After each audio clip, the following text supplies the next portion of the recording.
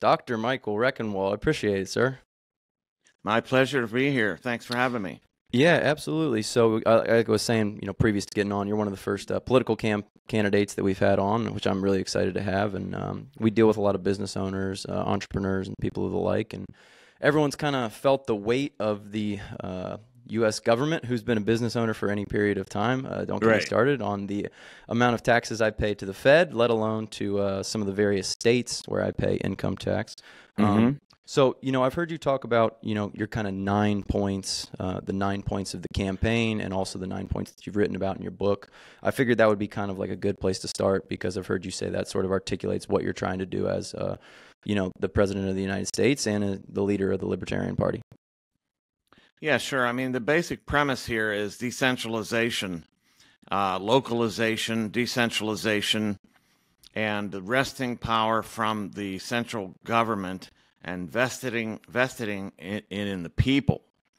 And so the 9-point plan in my book, The Great Reset and the Struggle for Liberty, is effectively a decentralization plan.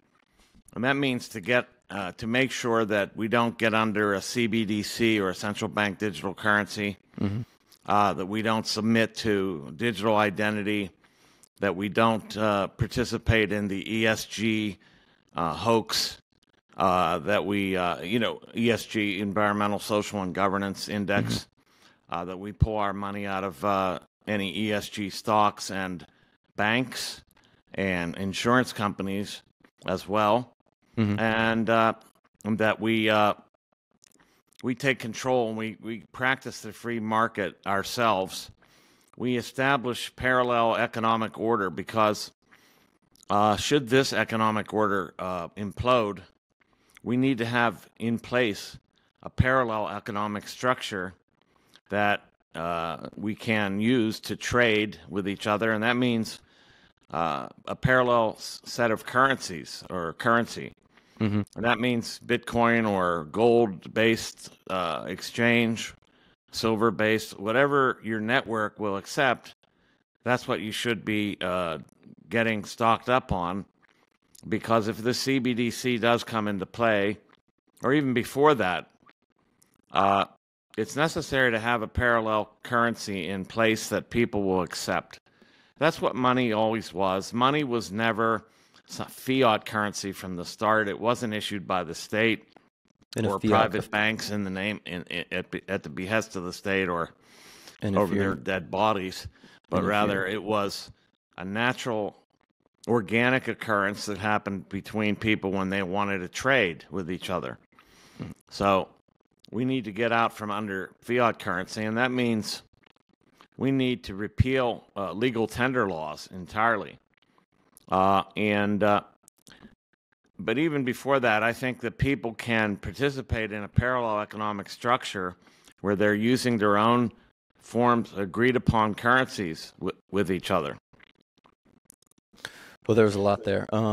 So I was just going to jump in and say that fiat, for those who maybe haven't heard that term, fiat is basically by government decree, where the government comes in and says, hey, this is your money. And I think that you probably could talk about the history of money, and as you stated, it was always a form of exchange, and it always had sort of some intrinsic value. And then we went off the gold standard in 1971. This is what people say, to kind of make fun of Bitcoin, right? Well, it doesn't have any internal value. I mean, that's like what my mom and dad would say. And I'm like, okay, well, your U.S. dollar doesn't have any internal value. We aren't pegged to any gold standard. So it's just basically your trust in the federal government. And my case would be that I think the U.S. government has done a lot of things to kind of shed our trust over the last 50 years. So a parallel economy where you potentially have another thing that you can utilize as your money source, that's a really important thing for you. Yeah, absolutely. Parallel currencies. And, you have to have a network of exchange that will accept these parallel currencies, whether they be Bitcoin. And I don't want to adjudicate the Bitcoin gold question. Right. It's outside of my purview, but I think, whatever the network will accept, that's what you need to have established. Because if the CBDC comes into play, now all your money is held by the Fed, effectively, the Federal Reserve. And that means, and they would have it would have complete transparency to the Federal Reserve. And since the Federal Reserve is associated with the federal government, that means the federal government would know everything you're doing in terms of spending and saving and purchases and receipts. So this could mean all kinds of things: surveillance over your transactions, but also real-time taxation and negative interest rates, so that if you don't spend at the right pace, they start to you don't gain interest on your savings or your holdings. You actually lose money because you're not spending at the right rate, according to the Fed. And then people could be shut out of the economy altogether, or certain transactions could be forbidden, like buying a gun, buying gas, even buying meat, because they want us to eat bugs, not meat. And so, there's all this climate catastrophism that's going to impinge upon all of our economic exchanges. And that's extremely pernicious, because they'll actually have the ability with the CBDC to control that, whether you spend on this, that, or the other thing. So all of that is very, very daunting. It's a very daunting prospect, and it's one that we should try to avoid by being semi-autonomous, being outside of this system in some sense. So I definitely want to talk about the Federal Reserve, and you you kind of hit a lot of important points there, but I would like to kind of go to the start with the Federal Reserve. Libertarians obviously talk a lot about the Federal Reserve, but my mom, my dad, my cousins, a lot of my friends, they're like, Federal Reserve, like what is that? That's the thing that like the rates are, right? Right? Because it's like it's this black box at some capacity for a lot of people. They know it's a thing, they know it's important, they've heard of Jerome Powell, but like they don't really know what he does. And it is quite complicated, I think, by intention. Do you just want to talk about like the Federal Reserve's role in the U.S. economy and really the world economy? I mean, they're the most important, monetary organization in the world, I would think is a fair Yes, they are. statement. They're the most important central bank in the world, and their member banks are also basically owners of the Federal Reserve. So I mean, this is a privately owned company. Right. It's this weird hybrid between government and private. It's sort of government, but it is a private. It's a private bank, but it has a governmental role, and that governmental role is the issuance of currency, our particular currency, the dollar bill, and they control the outlay of this dollar bill. They control the printing of it, and in the case of CBDC, they'll control the digital production of money. And so what they do is they lend money to the federal government, which the federal government at interest, which the federal government spends. And first of all, they print money effectively out of thin air, right? Because there's no backing for it. Our particular fiat currency has no, as you mentioned, has no gold backing or any other assets behind it. So they're effectively counterfeiters in the first place. And then they print money out of thin air. They loan it to the federal government at interest, with interest. So a lot of the national debt is owed to the Federal Reserve, actually. Not foreign entities. I mean, some obviously two foreign entities. Also some foreign entities like China, etc., but not as much as to the Federal Reserve. So the Federal Reserve is a private bank that's in charge of our currency, and they try to control our economic system by adjusting interest rates on loans. And they continue to try to meddle with the economic order by lowering or raising the interest rates. And also when they lend money, when they lend money, they they give it to certain preferred players first, like their banks, and also to certain sectors of the economy, according to federal government's dictates. Those people get the money first, and whoever gets the money first benefits most. Right. Because the interest goes up as time goes on with the injection of cash into the market. The people that get the cash first are the beneficiaries of this cash. The other people, like ordinary Americans, they pay the price of the interest rates and the inflation rates that are associated with the printing of and distribution of this money.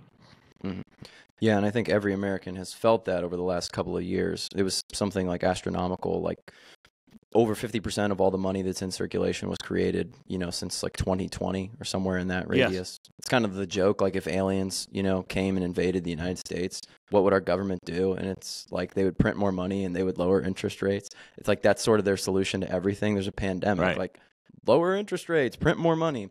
So they created all this money because they wanted to fund these programs, these COVID-era programs, PPP, and they did the helicopter drop where everybody got their $1,000 or $1,200, which, hey, we're paying that's for better that than money. Yeah, it's better though that they're actually passing it out to like the individual citizens than, like you said, these privatized banks. So the Federal Reserve is sort of picking winners in this game. Their preferred banks and their preferred industries, and we're not just talking about like a couple million here, a couple million there. We're talking tens and hundreds of billions of dollars on a year in and year out basis. And also, they're allowing our federal government to run at this ridiculous deficit year after year after year after year. Michael, this is one of the things that I don't hear any candidate really talking about, this enormous debt bubble that we have growing at the federal level. I just want one candidate to be like, we need to get out of debt. This is unbelievable. This is ridiculous. And our government will not be able to continue to run like this. Not only that, but we'll probably lose the global reserve currency status if we continue to go deeper into debt. So maybe do you just want to touch on that, like enormous, I think it's like $33 trillion in debt, which all the young people should be really concerned with, because it's not the 60 and 70-year-olds that are going to pay that back. They're past their working age. It's going to be the young people who are going to face the effects of that growing debt bubble. And that's bipartisan. Republicans and Democrats, they love going into debt. Yeah, this debt represents people's paychecks in the future being attacked by the federal government to attempt to acquire money from you in order to pay off this debt. So every single individual in the country is under a mountain of debt owed by the federal government, which they'll attempt to extract from you through taxation. And if I were president, I would just eliminate the Federal Reserve and cancel the debt to that bank. Oh, is that possible? I would make it possible. Okay. I mean, they have produced, first they have to be audited to see exactly what they've done. And of course, they don't even open their books to the federal government. Their books are closed to everybody but themselves. So who knows what's going on there? Wow. And so I would audit them and see what is phony and what is real. And I would cut all phony debt to them immediately. And I would eliminate the Federal Reserve entirely and strike down the legal tender laws that make the dollar the only acceptable currency in the United States. Interesting. To allow parallel economic currencies, rivalry currencies, competing currencies to compete in the market in a free market society. And banks, so you'd have private currencies and private banks that are not a monopoly over money. And that's exactly what the Federal Reserve represents, is a monopoly. I would get rid of the monopoly over money altogether. This is the biggest source. If you look at what this is taking from the economy, it's probably the biggest vacuum, the biggest Hoover in the whole economic order. It is sucking money out of this economy and wealth from people, from individuals and companies. Yeah, So I'm just reading right now. It's $100,000 in debt per every American. But the thing to remember there is that I think it's something like less than half of Americans actually are taxpayers. So if you get into the taxpayers because you have kids, you have yeah, children, it's a lot more. you have disabled individuals who don't work, they're not taxpayers. You have people who make less than, what is it, the $12,000 threshold in the United States, so they have no federal tax that they owe. None. And then you have people over 60, 75, and 80 who are not working. So when it gets to the actual taxpayer, if you're a taxpayer, your debt burden is probably about $200,000 to the federal government. And that's on top of the taxes that you're already paying. And my concern is that every president just seems to just keep going further and further and further and further. And nobody is really being realistic about the cuts that have to happen. I use the analogy of a household. Like, Michael, if your household overspent what you took in every year, year after year, year after year, for the last, 60 years or something like that, you would be in a big hole. And then eventually your creditors are going to go, hey, Michael, we can't lend you any more money. So the problem isn't that your credit card limit isn't high enough. The problem is that you're outspending what you're earning on a year in and year out basis. Yeah. And it's not like the federal government is not taking in enough money. So this is one of the arguments that I get really frustrated with. People go, tax the rich. We have to tax the rich. Okay, well, we are taxing the rich. I am not a wealthy guy, but I'm a business owner, so I know what that feels like.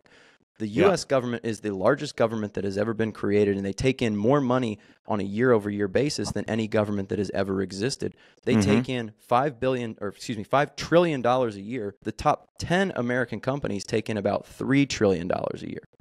Somehow those top 10 companies can still operate within their means and do all right for themselves, but the U.S. government seems to not be able to do that. So I know you're going to work on removing the Federal Reserve, but what about spending cuts? We got to start cutting spending I would say, at the federal level.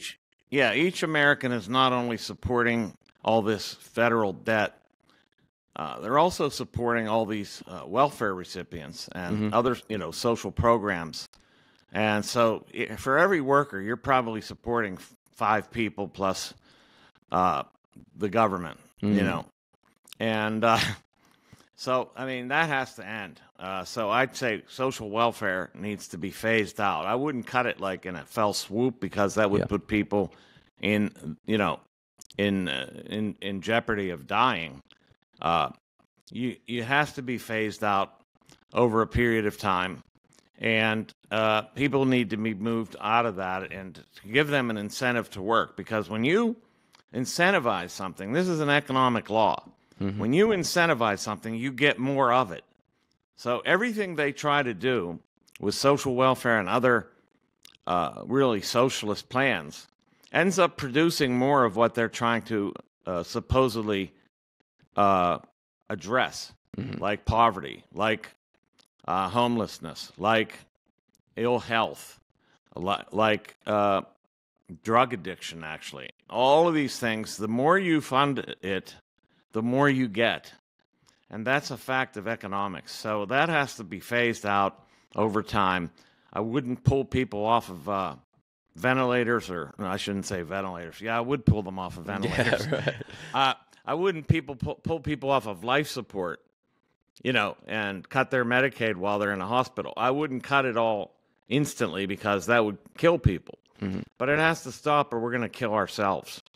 So another thing the Federal Reserve does, speaking of which, is that it increases the time preference of people. That is to say, because they create all this inflation through unrestrained printing of money, or in the digital sense of digital production of money, and then lower interest rates at the same time, they severely discourage savings. So what they do is produce an environment in which it is more rational to spend quickly than it is to try to save. So they encourage what's called a high time preference. Now, spending now, getting what you want now. This not only creates a shaky economic situation, it also degrades the culture altogether, and it creates a culture of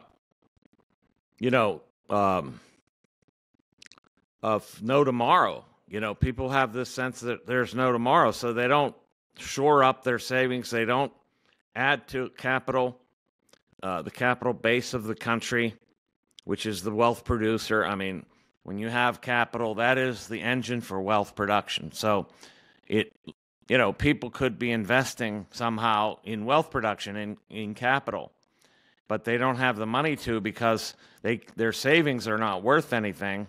And secondly, the inflation kills the value of their money.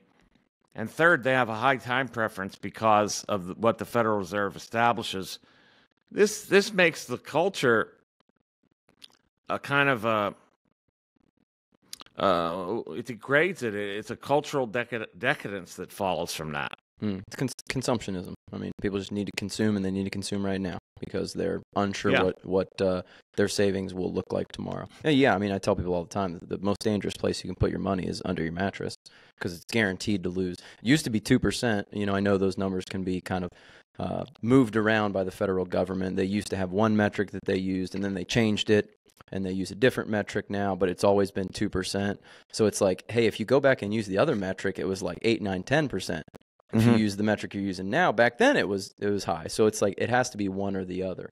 And I think, people are not stupid. They look at houses that were $100,000 7 years ago that are now $230,000. All right, that's not $400,000. That's not 2% inflation. Like, no, you can't get there at 2% year over year.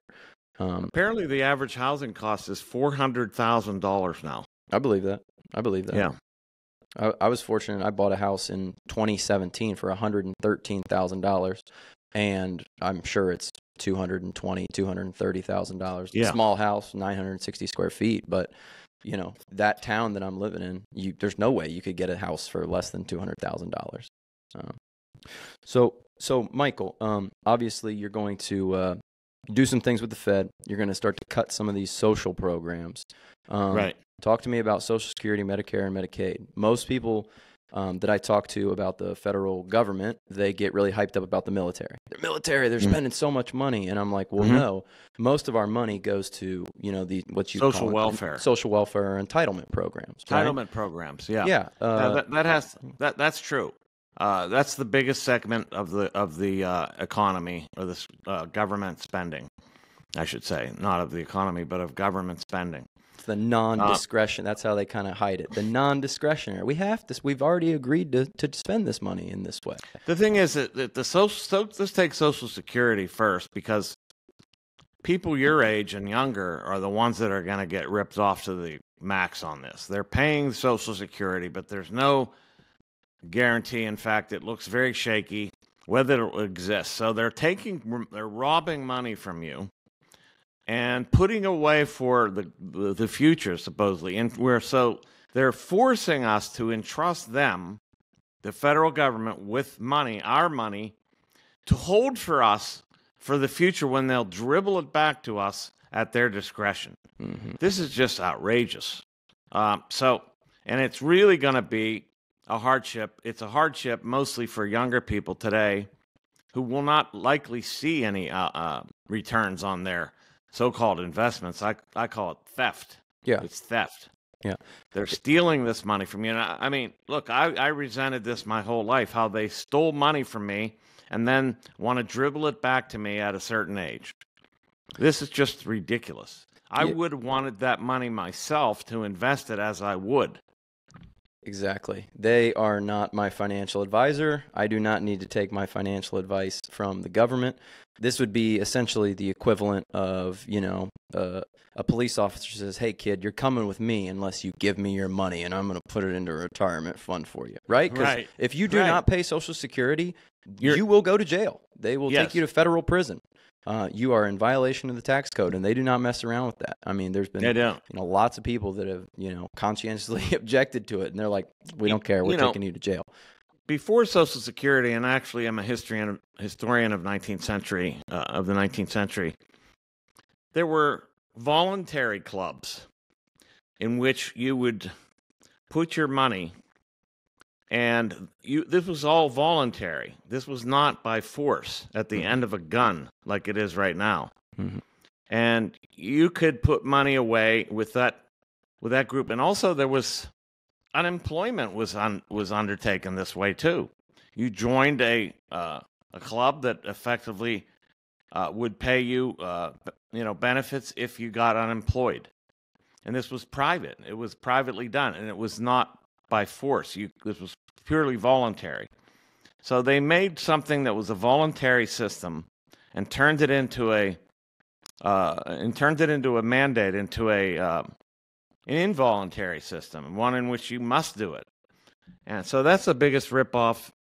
And then, of course, social welfare state, which is, in the case of the people that it was supposed to benefit, let's take Black America, for example. Before the so-called Great Society, ushered in by Lyndon B. Johnson, the Black community actually had more wealth, more savings, and more entrepreneurship, and there were more middle-class families than there are today. This is by percentage, okay? Mm-hmm. So what they did is they dissolved the Black family and put these people on welfare. They actually encouraged, effectively, the exiting of the father from the home, because you could get more welfare if you were single, a single mother. Right. So this decimated the Black family. Yeah, and this caused a dependence mentality that is really destroying. It's crippling. It's crippled people. So we have intergenerational welfare recipients who have no prospects of getting out of that system because they're too incentivized to stay dependent and helpless. And they're not happy either. They're very angry. They should be angry not at so-called white systemic racism, but at the welfare state itself. That's their real enemy. Yeah, and I think a lot of people probably listening to this podcast, or that you and I interact with on a day-to-day basis, they never interact with someone who that's their mentality. So we own and operate an online sales company here, and we need warehouse workers. Warehouse workers, they can be awesome, they can be really hardworking, but they can also be kind of rough and tumble. And I've interacted with a couple of people that were like this, where they had a really tough time just maintaining a job with us. But then I sit down and I talk to them, and they're doing better than anyone in their family has ever done. Like, their brother's in jail, their other brother lives in a holler in West Virginia, and then their third brother, is on disability, and his wife's on disability, and his daughter is 15 but doesn't ever go to school. Like, those are very real people in America, and I think it's really important for people to remember that, if you're living in a middle-class suburb, you're making 50 grand a year, 75 grand household income of 100 grand. You better have more than that. Yeah. Yeah, right. But you are probably not interacting with a lot of these people that you think like, oh, those people don't exist. No, those people do exist. I'm not saying every person in the United States is a free rider and is kind of loafing off the system, but you also can't act like there is no one out there that is doing There's that. There's a huge dependent class. Yeah, there's a huge dependent class. The welfare system has shred the fabric of American society and created a huge dependent class and a very, who's been ingratiated to politicians who maintain and expand the welfare state at our expense. Right. So these voters are voting against, basically, they're voting in favor of the continual theft of money to support them. And that's how democracy works today. Because it's doing things that it was never designed to do. Because the state is doing things that it was never meant to do. It was never meant to rob people, to pay other people, to keep them in dependent situations so that they continue to vote for welfare status. And I think they would say that's in their best interest, but in the long run, it's not in their best interest at all. Right. It's crippling. Yeah, and there's a lot of people that don't even believe that Social Security is legal, or the government has been granted this power, or Medicare has been granted this power to the government, or Medicaid, or all hundreds these things of the are programs. not constitutional. Right. Yeah. Right. So, Michael, we obviously are going to work on getting rid of Social Security, Medicare, Medicaid, and I think I'm less bullish on getting rid of all of the support systems out there if the federal government has like a surplus. Like, hey, like if you have a surplus, Michael, buy a Rolex, do it. Like, you know, that's your choice. You're a grown up. You get to decide that. Like, I look at a situation like Hawaii, or we're in Columbus, Ohio. I look at, Palestine, Ohio, East Palestine. We have this terrible tanker spill, and where's the money? Like, that's a situation where I'm like, great, like, I'll put some taxpayer dollars to that, I'll put some taxpayer dollars to Hawaii. Like, that seems like a reasonable thing. Americans are hurting through no fault of their own. Like, let's go in there and help them out. But what I'm not for is continuing to spend into the deficit, and then when we need money, we're like, well, we don't have it, which that kind of brings me to obviously a timely question here. The situation in the Middle East between Israel and Palestine has obviously gotten, worse over the last 5 days. We're recording this on Tuesday, October 10th. So there was an invasion approximately 3 or 4 days ago. How, as president, do you handle a situation like that? Obviously, we have some, there's no good way of handling the situation, but how do you handle something like that? And how do you think about foreign policy overall? What I wouldn't do is continue the foreign policy that we've had to date that has only contributed to this kind of problem. The fact of the matter is the United States sends $3.8 billion a year to Israel for military military aid. Now, they buy from the United States with $3.3 billion of that. They buy American-made weapons. But they're still being subsidized to buy those weapons. I would end that immediately. And the thing I would do in the context of the current crisis is stop sending aid and funds to exacerbate this conflict. We have created the conflict in some sense by buttressing Israel's military and making them, frankly, a huge... well, I mean, I don't want to get too far into this because this is very treacherous territory. But look, the United States shouldn't be funding either Israel or the war in Ukraine or any of these places. One of the things that's been some research or some discoveries have suggested that some of the arms used by Hamas came from Ukraine. And they got a hold of these weapons through a black market from Ukrainian military ministers who sold them, and probably at discounted rates to Hamas militants. So we create these problems all over the world. So that funding to Ukraine and the funding to Israel, and this is not to single out Israel. I would stop all foreign aid altogether.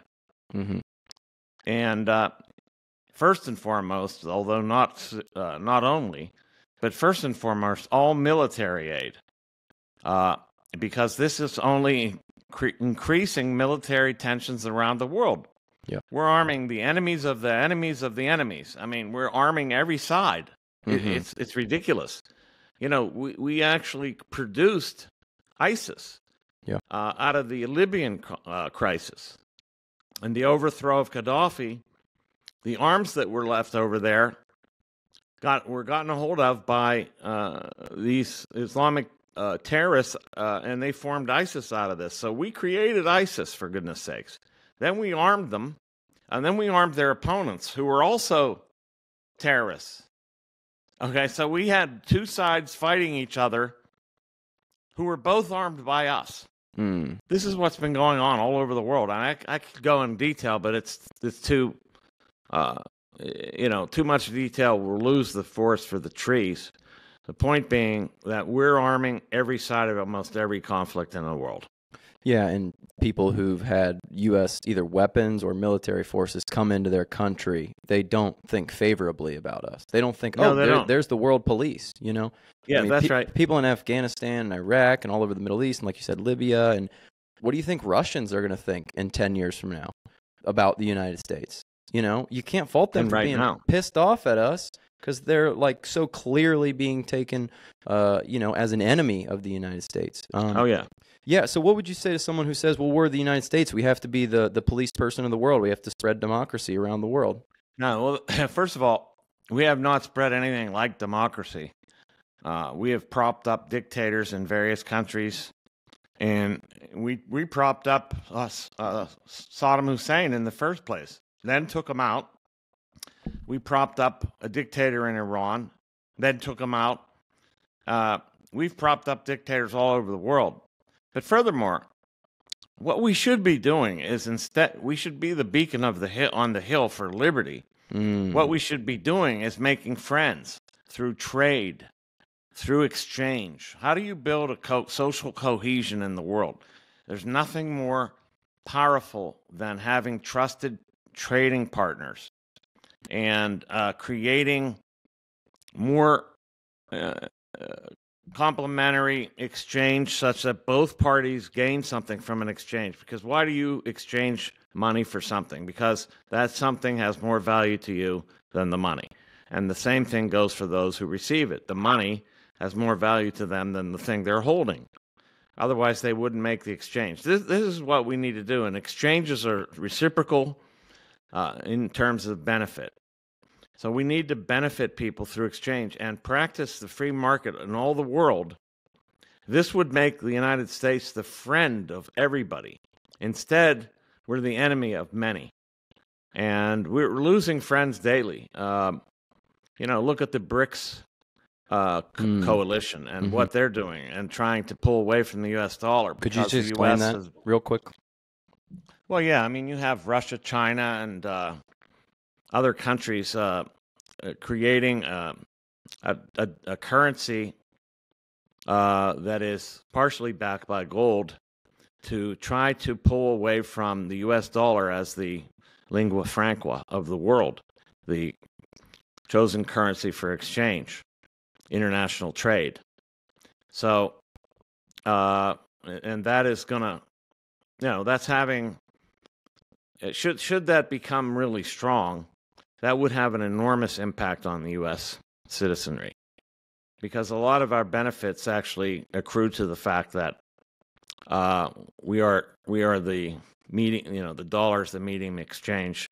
So people want the U.S. dollar and they hold the U.S. dollar, and this causes demand, and this increases our wealth.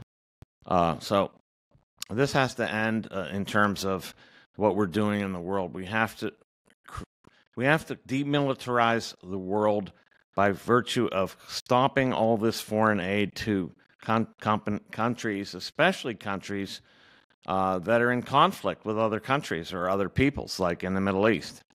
All the money we've spent, and look how it failed, apparently, in Israel.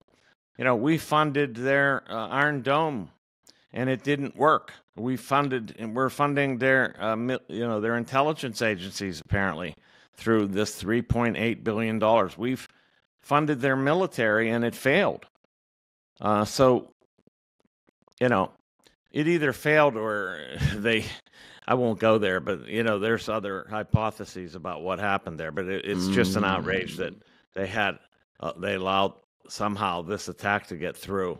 There's big calls in Israel, even from parts of, in Israel itself, that this was a massive failure on the part of the government. And it's not being taken lightly. They're calling out Netanyahu and his government for failing to protect the Israeli citizens, and they're failing to protect them despite all this aid that the U.S. has been giving them, military aid, over all these years. Yeah, and let's not lose sight that Israel is not like a third world country. They're an extremely well-developed, successful country. Their GDP is very high. Their GDP per capita is like very similar to the United States. They're one of the wealthier small countries in the world. So this like idea that we need to like fund their army, it's like what I mean, Benjamin Netanyahu, he was just bragging on a podcast that I listened to about how successful his country is. They have all the tech, they have all the startups, they have all the developments. Great. Like tax them and run your own military, Like I personally, again, I'm way more in favor of spending our money in some discretionary places if the United States can get out of this enormous debt hole that we're in. Like you don't get to have the fun until you get out of the debt, you know? Well, we're funding all this. Look at the infrastructure in the United States, dilapidated, falling apart, decrepit. I mean, this country's was being put together with Scotch tape at this point, being held together with Scotch tape. The fissures in our infrastructure are enormous and dilapidated and antiquated. It's an outrage. So if you're going to have a state, at least have it serve the people who live in it. Right. Yeah, and what is it, like almost 75, 80, almost towards $100 billion have gone to Ukraine. And can we say that that's been successful, you know? I mean, some people would say, well, you've weakened Russia. It's like, why do we still have this idea that Russia's our enemy? Why do we need to weaken Russia? They're going to end up, I hope, finally negotiating something that they would have reached from the very start. So the whole thing will have been in vain. All this funding and all this death, all these refugees, 6 million refugees out of the country, 8 million within it, destruction of their infrastructure. Basically, we're using Ukraine as a staging area to launch a regime change in Russia, really. That's really what this is about. Yep.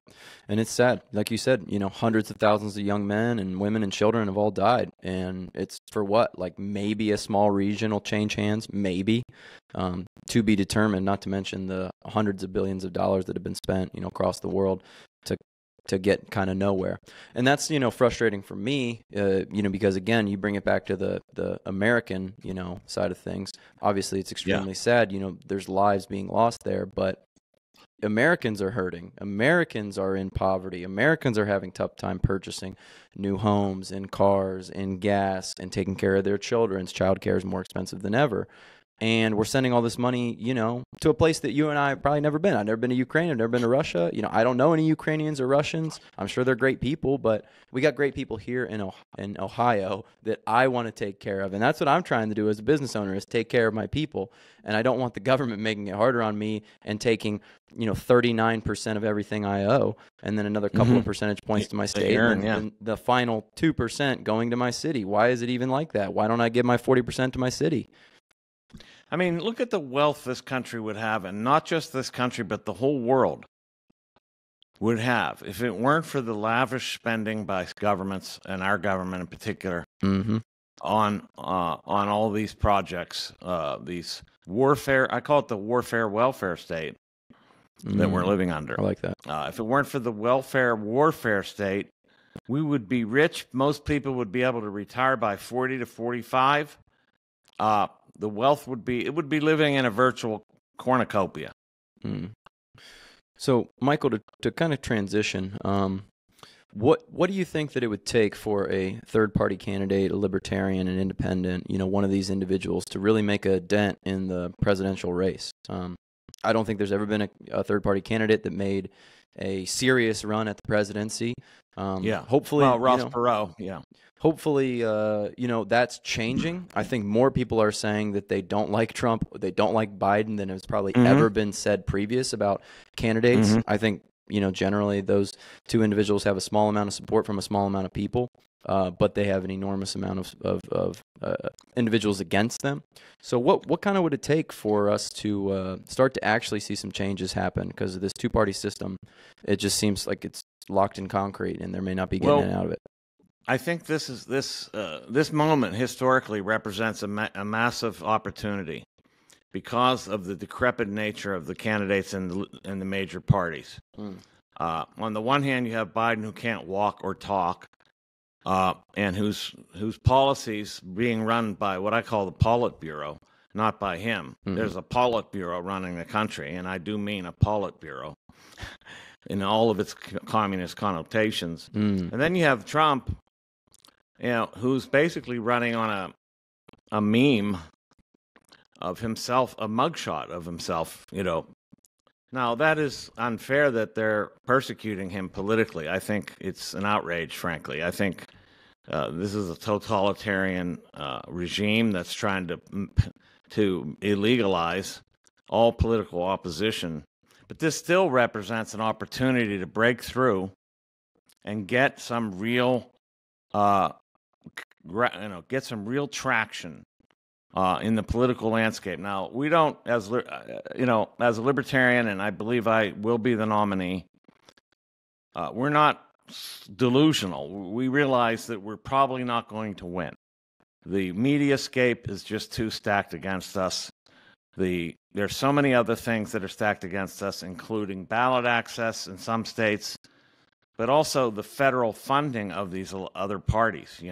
Yes. We don't get federal matching funds with contributions from the federal government to match a certain percentage of the funds that are brought in, whereas the other two parties do. Well, what our goal is in this election cycle is 5% of the vote, which would get us the matching funds and get us a place at the table, turn this into a real multi-party system, and then really compete and maybe have our Javier Milei moment in the next cycle. Can you talk about those matching funds? Because I heard you say that on a podcast, and that's not something that I knew, that there was governmental money going back into the various political parties.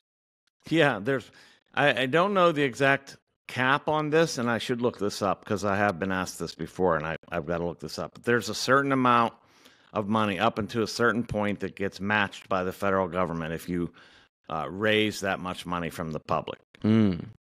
Yeah. So taxpayers are paying. Taxpayers are actually funding these parties. So I'm a Republican. I hate the Democrats, but yet I'm still funding them, and then vice versa. Democrats are funding Republicans. This is just ridiculous. Of course, that should be eliminated. Yeah. Federal funding for candidates or parties. That should, of course, to make a real level political playing field, that should be eliminated immediately. But it's a rigged game, so this is the rigged game we have to play at this juncture. Mm-hmm. And so we need to try to make that 5% to get these matching funds. Now, interestingly, in a poll recently conducted, and the name of the poll is it's slipping my mind. Anyway, in a recent poll, a legitimate poll, without RFK running as an independent, which was recently announced, I was polling at 6%. Hmm. Me, not the Libertarian nominee, but me, Michael Rectenwald, as the Libertarian nominee. I mean, just look at that poll. What's the name of it? I'll tell you. Yeah. I think that speaks to the desire for something else. I think that maybe you can comment on this. I don't consider myself a Democrat or a Republican. Or I heard you say, capital L Libertarian. But why do you think that the Libertarian Party gets so much, I don't want to say like criticism, but people just think it's it's like a joke. Oh, you're a Libertarian. Okay, whatever. Like, why do you think that is? Part of it is the fault of the Libertarian Party itself. Mm.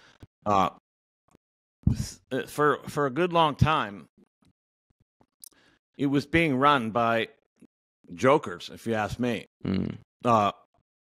Whose main issues seem to be legalization of drugs and effectively libertinism rather than libertarianism. Interesting. The idea is that do anything you want unless it hurts somebody else. Well, that is not a formula for success. Mm. So recently, the Libertarian Party was taken over for the most part by the Mises Caucus of the Libertarian Party, which is a free market, Ron Paul revolution-based caucus that's based on, the principles of the free market, individual rights, anti-central government control over everything, decentralization so that, the control would be vested in the local offices, and we would nullify unconstitutional laws and mandates at the local level. So all of that is why I decided to get in the race, because it was that caucus that asked me to run. I had never had any ambitions politically before. I never had any political ambitions, but they convinced me because of the project that they are undertaking, and they wanted me to lead.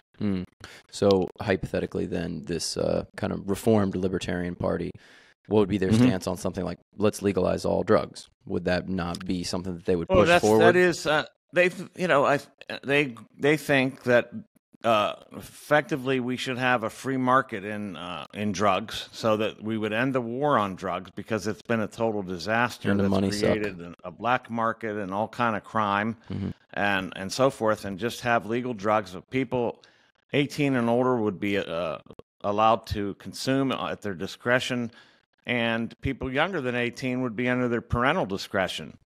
So it wouldn't be banned even for people under 18. It would be up to their parents, effectively, what chemicals they put in their bodies.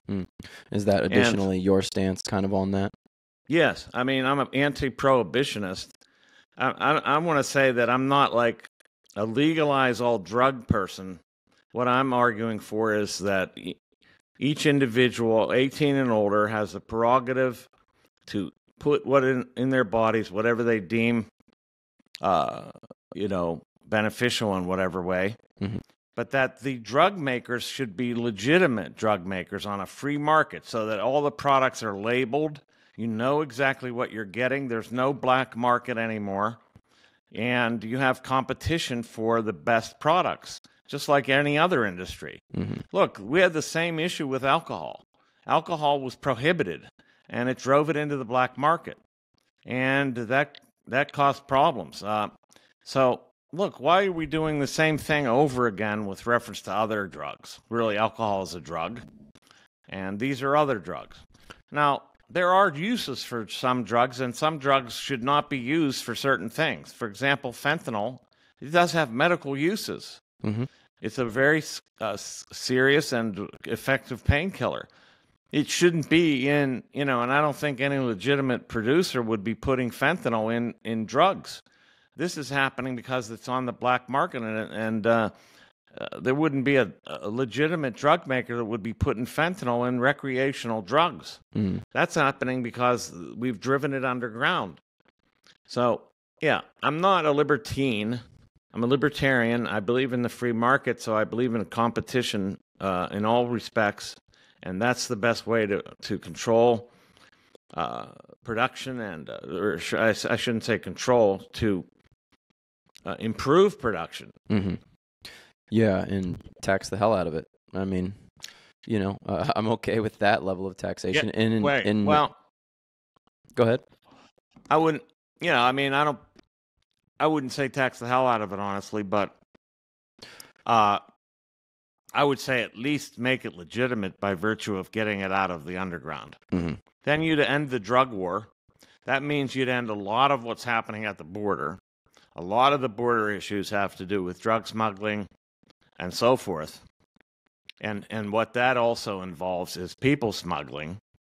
Who knows what's happening with that? But I do believe it's connected to the drug lords. So you'd get rid of these drug lords, and then you wouldn't have Republicans like even Vivek Ramaswamy calling for like a literal war at the border against these drug kings. Yeah. He's kind of saying, like, let's get our troops out of these foreign countries and then put them on the border. And it's like, put them on the border to fight the drug lords. That's ridiculous. Yeah. I mean, we should get rid of the war on drugs. That's how you solve this problem. And then, speaking of immigration, I think the immigration question is a very murky one, and nobody has a principled stance on it except me. And my stance is this: the idea that people can come to a place uninvited is ridiculous. So if there was nothing but private property, for example, no public property, everything was private, nobody could come on that property unless they were invited. Well, we don't live in a private property society. We live in one where there's public property. But public property isn't really the property of the state. It's the property of the citizens who paid taxes for that property and pay it on a regular basis. This is very clear at the local level.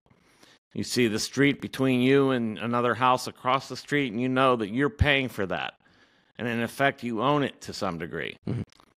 So, therefore, it's citizens that should have the right to determine who comes here, not the state. Yeah, I think the immigration question, it's like a lot of things. People are just talking past each other. Like, Yeah. people go like, well, we can't have, immigration. It's like, okay, well, you're talking about like drug cartels. You're talking about, people who are not going to come in and make the country better. I think you want the Japanese, medical scientist, right? You want him to come in, him or her to come in, right? Right. Well, yeah. But okay, so I think it's just reform, right? Like, you need to make it so that it's not insanely difficult to come into the United States if That's you right. are an excellent player. Easier vetting process, more ports of entry, but everybody that comes through that port of entry should be vetted in some sense, first of all, for their potential criminality based on a sort of criminal record that we would know about. We don't want that. We don't want criminals. We want productive people to come into the country, and people with brains or other skills to come into the country and add to our human capital base. That's what we want to do. We want to add to our human capital base, our skills and our know-how and our knowledge base. Yeah, so I heard you talking. We talked a little bit about legalization of drugs, but let's talk about the ones that are already legal and controlled by some of these pharmaceutical type companies. I heard you say something about patents. I actually have a patent. It's for an all-glass food container. It's kind of something that's like near and dear to my heart. Yeah. I wanted to get a patent because I knew that this was something that could be knocked off like very quickly. I've heard you say that the patent system is sort of restrictive at some capacity, which I totally understand that. Makes it easier for me to sell my product at a higher price than I would otherwise be allowed to if I didn't have access to that patent. But at the same time, I'm an inventor, and I think that it's fair to have some level of protection. So how do you kind of weigh those two things out? I've both studied with like an invention, and then obviously there's a whole different thing when it comes to drugs. Yeah, that's a great question. So, look, I've studied the patent question from the beginning. Well, not the very beginning, in the 19th century forward. So, patents. Let's get straight about what they are. They are, first of all, they came from the king in previous eras. They were a letter of patent from the king permitting you to sell a certain good. So it was always a monopoly, at least a limited monopoly. Well, I'm against all monopolies. Now, there's other ways to protect your property than having the state grant you a monopoly over production of it. Okay, and that is you just make it illegal for somebody to copy that, and no, you don't make it illegal. What I'm saying is that you protect that property with some agreement between anybody that buys it and yourself. So there's a contract. That's how it's done, through a contract between buyer and seller. Now, I happen to be an author, so copyright becomes the issue for me. And I think that there are other ways to protect original works, for example, than by copyright.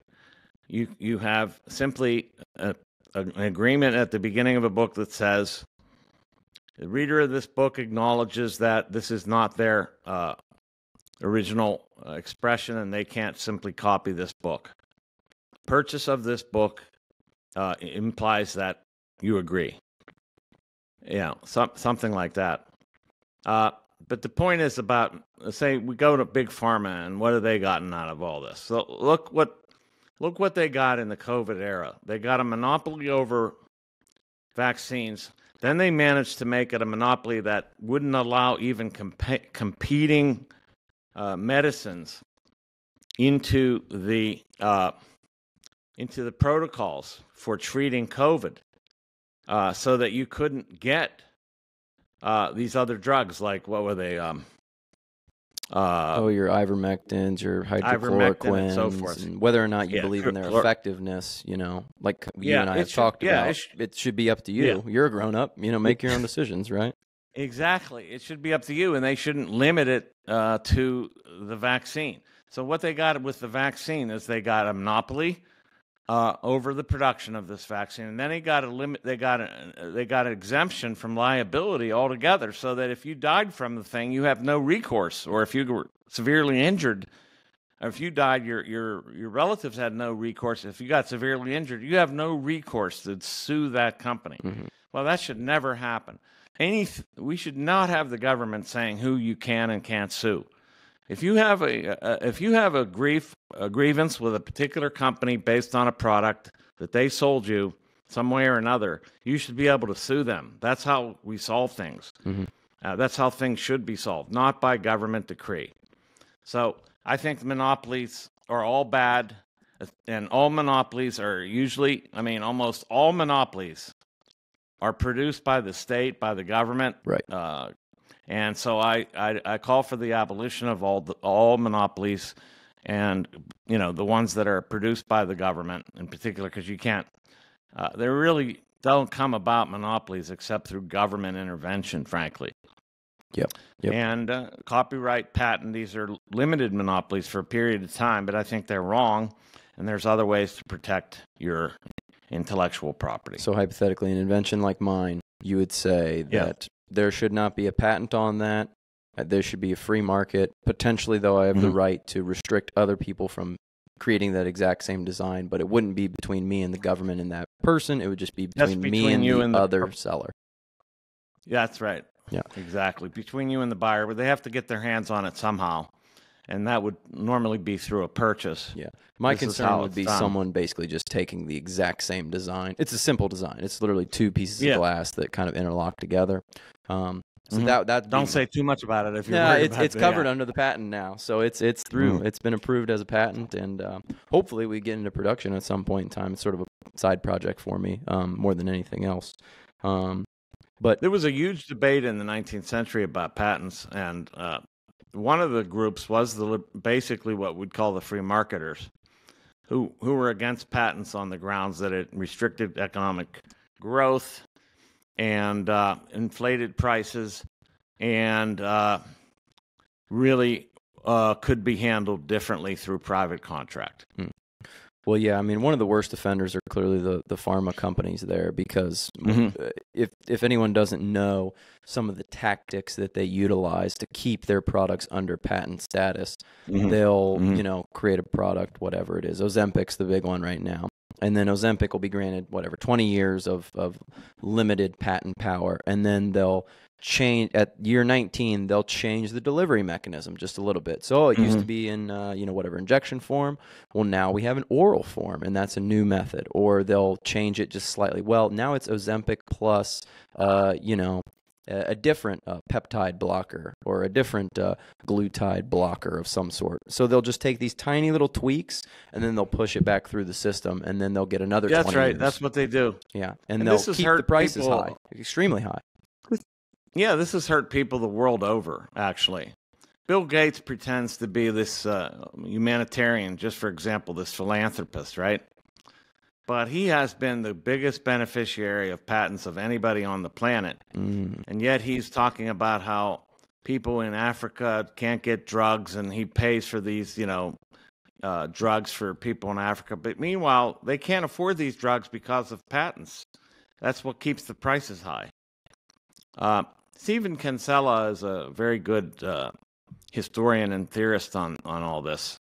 You could follow him on Twitter, Kinsella, Kinsella, also on the Mises Institute wire. He's written extensively on this issue. You just talked about... I can't know everything, so as a politician, I have to have sources for things. So I have an economist. I have several economists on my team, foreign policy people. You can't know everything. You kind of have to know something about everything, at least the basis. So, well, that's basics. Very grown up and adult of you to admit that you don't know everything, and that you have to have people around you. Because not even close. So many candidates just seem like they say, "Well, I have the answer on foreign policy. I have the answer on the economy," and it's like, "Wow, you have all the answers. This is great. I'll just vote for you." Yeah, I just wrote to Walter Block, who's one of my economic advisors. He's a professor of economics at Loyola College. I asked him, what's my line of attack against RFK's new mortgage program of 3% guaranteed back by the government, etc. And he told, I suspected what it was. It would drive up prices because it would produce artificial demand, shift the demand curve to the right, and actually defeat the purposes of the program itself, which is every time these welfare statists get involved and interfere in the market, they end up producing the problem that they claim to be solving.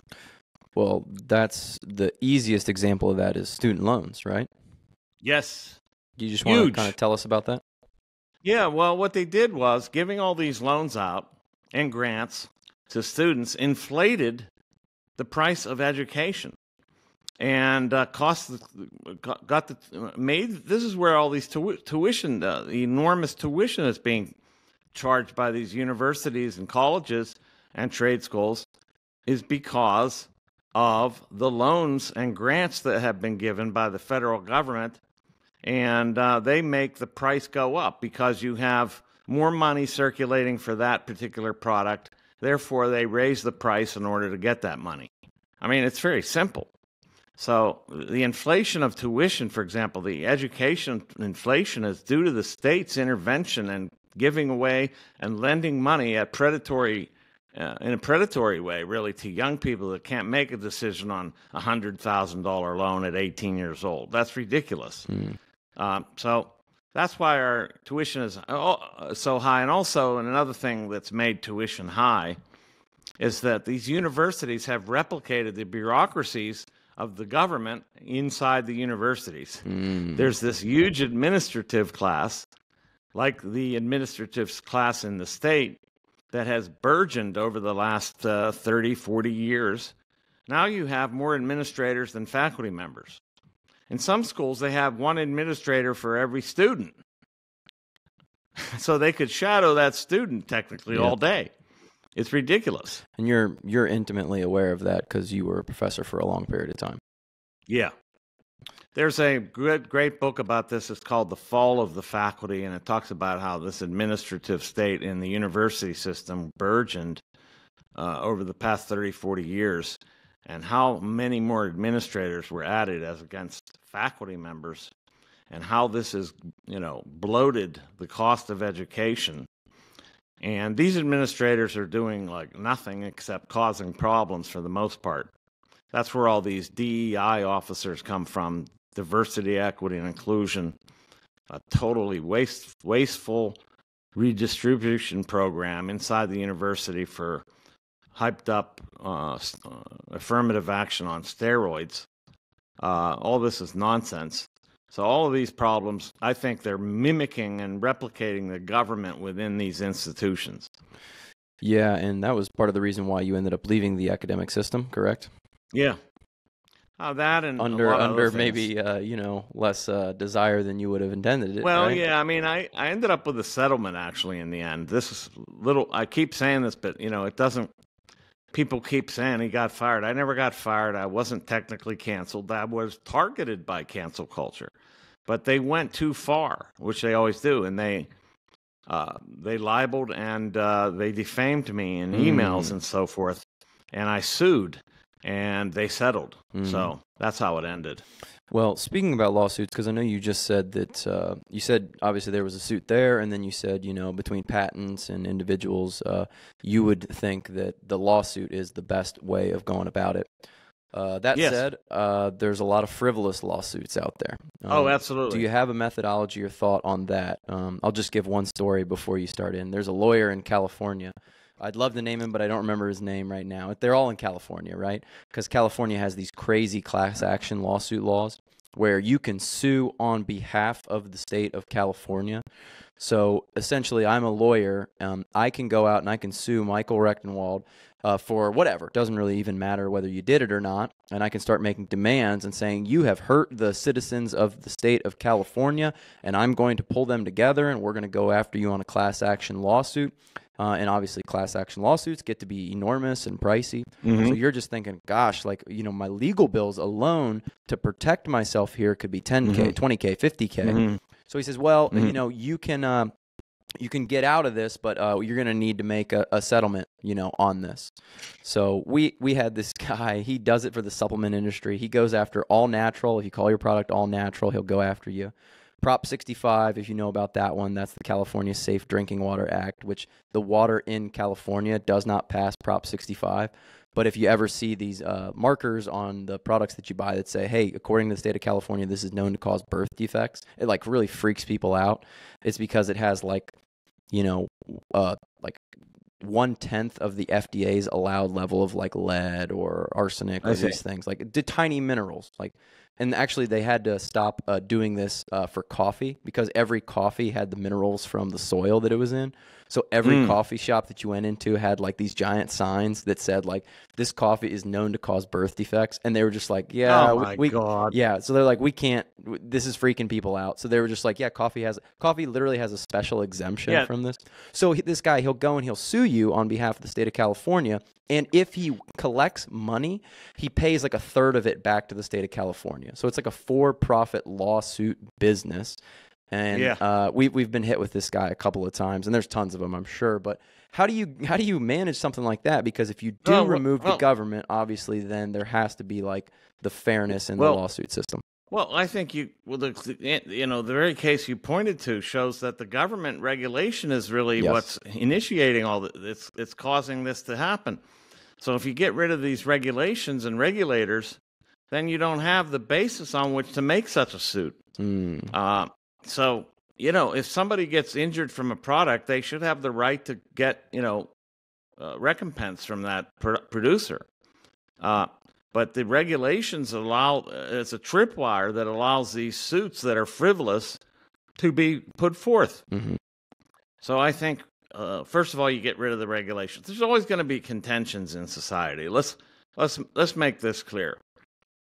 We're never going to have utopia. And anybody that's trying to get to a utopia or say that's what they're after, that they could get us there, like socialism, and they're always the people to avoid. Okay?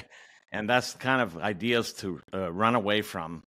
After you maybe look at them, they're dangerous. So anything that says this is going to fix that completely, they're wrong. There's always going to be contentions in society. There are opposing interests. That's the way it is. So we're not looking at utopia, and I can't say that I could eliminate every lawsuit on earth. What I am saying, in fact, is that the government provides tripwires for lawsuits to be undertaken frivolously. Yeah, another good one is I don't have any issue with the Americans with Disabilities Act, but a popular lawsuit going around right now is, Michael, you're a blind individual and you're trying to use my website and it doesn't have the compliance that the ADA requires. So like when you hover over an image, it needs to be able to like have a little bubble that can pop out and read it aloud to you and tell you what the image is. So like images that have text on them, like you can't do that because a blind person can't read the text. Yeah, so they're coming after people $5-10 grand. It's just easy for the lawyers. They just bust them out. Hey, and you can just take a little program, run it on a website, find out right away it doesn't have ADA compliance, and then boom, they fire it out. They got crawlers going out there and doing this and reporting back. Yeah. So there's all sorts of stuff like that. And to your point, yes, I mean that's because, again, not to say that giving disabled people the benefit of the doubt is a bad thing, but to act like a blind person was really harmed by not being able to use your website. We had a supplement company we do business with. It's a protein bar, and it has, I don't want to speak too much about it, but it has a health word in the name. And this individual said he took it and he didn't lose weight after taking the product. He's like, I ate it for a month and I didn't lose weight. It's just like such a transparent shakedown. People should name their food dog shit. Yeah, right. It didn't. They'd probably sue you for not it tasting bad enough. We gave it to a panel of people and they said that it didn't taste that bad. So, So Michael, just to kind of like wrap things up here, maybe just make like a case to. We got kind of 3 or 4 groups of voters. We got Trump voters out there. We got Biden voters out there. And then we got people who don't know what the hell to do with this situation. Kind of just maybe make a case to those individuals about what life would look like under a libertarian president, specifically yourself, and kind of how they can maybe, utilize their voice and their power to make an impact.